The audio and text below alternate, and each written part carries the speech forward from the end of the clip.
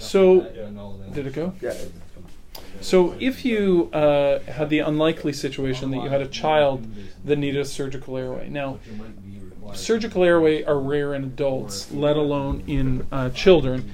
Most children are very easy to bag valve mask, right?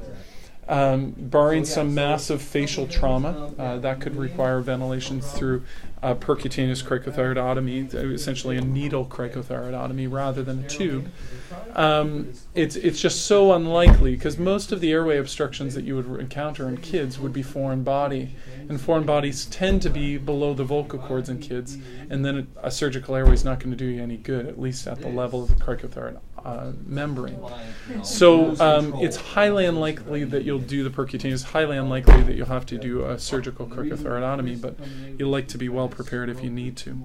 So if, say in the example of foreign body, if you had a child that had an obstruction at the vocal cords, and protocols are going to be different across the country. Some will say 8, some will say 10, some will say 12 on when you do a needle compared to. There's just a big difference in body size in that age group. You got some 10-year-olds that look like they're 6, and you got some that look like they're 16, right? So it's just a big range between. So the real question that we're trying to answer is, will a size 6 endotracheal tube fit in their trachea, right?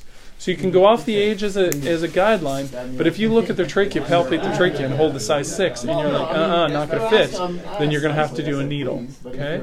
Despite, even if the age says, well, they're 10, you can do a surgical, it has to fit that tube. That's why the age is there, but it's a guideline. It's not going to be an absolute rule.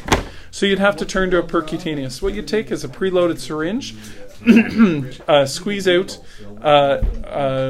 whatever, half of it, 5 mils out of the syringe. Then you're going to take a 14 gauge Gelco or something that you can twist the back of the hub off, what would typically stop blood, and you're going to put your syringe on here. This is going to allow us, once we get in the trachea, to be able to see bubbles as a confirmation, a method of confirmation, of being able to guiding us into the trachea.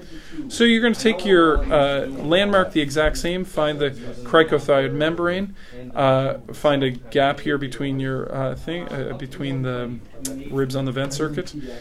You're going to take your needle, put your needle. You're going to advance in through the soft tissues. This is getting a little dull. I've used it a few times today. So in through the soft tissues. Once you're into the soft tissues, you take your dominant hand, slide it up, and see if you get bubbles. You're going to advance down until, come on, work perfectly for the video. So you're going to advance down until you can get bubbles out. All right.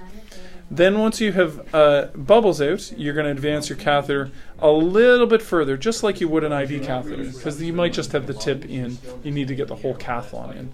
You're going to hold the needle still and advance the cathlon off and pull your needle out.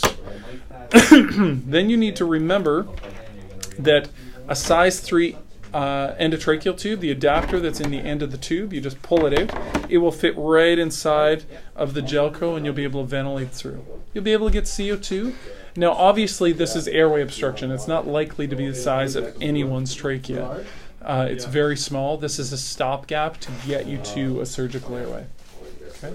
So it's not definitive, whereas a size 6 in an adult, we can ventilate, particularly if we trim it down, can ventilate an adult through a size 6 until for a while. Right? This is minutes, that's hours. Okay. You want to hit stop?